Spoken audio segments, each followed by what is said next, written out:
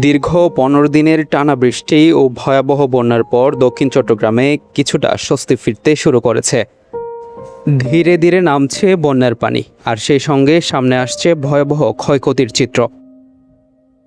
আজ বহুদিন পর রোদের দেখা মিললেও বন্যার ক্ষত এখনও স্পষ্ট হয়ে আছে চট্টগ্রামের জনপদ জুড়ে। সাতকানিয়া ও বাঁশখালীর অধিকাংশ সড়ক ভেঙে অচল হয়ে পড়েছে।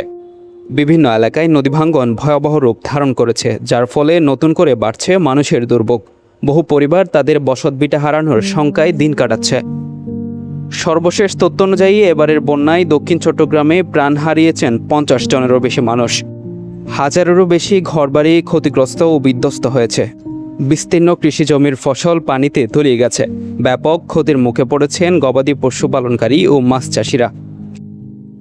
দীর্ঘদিন পানিবন্দী থাকার কারণে লাখো মানুষ নানা রোগ ব্যাধিতে আক্রান্ত হয়ে পড়েছেন।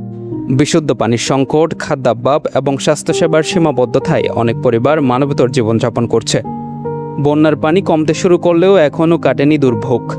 পুনর্বাসন, খাদ্য সহায়তা, চিকিৎসা ও অবকাঠামো পুনর্গঠনে প্রয়োজন সরকারি বেসরকারি সমন্বিত উদ্যোগ। চট্টগ্রাম ভালো নেই। এই দুর্যোগে আসুন সবাই মানবতার হাত বাড়িয়ে দিই। যার যার অবস্থান থেকে বন্যা দুর্গত মানুষের পাশে দাঁড়ায় এবং ক্ষতিগ্রস্ত পরিবারগুলোর পুনর্গঠনে সহযোগিতা করি। আবু সাইদ মোহাম্মদ সোহেল, WTV।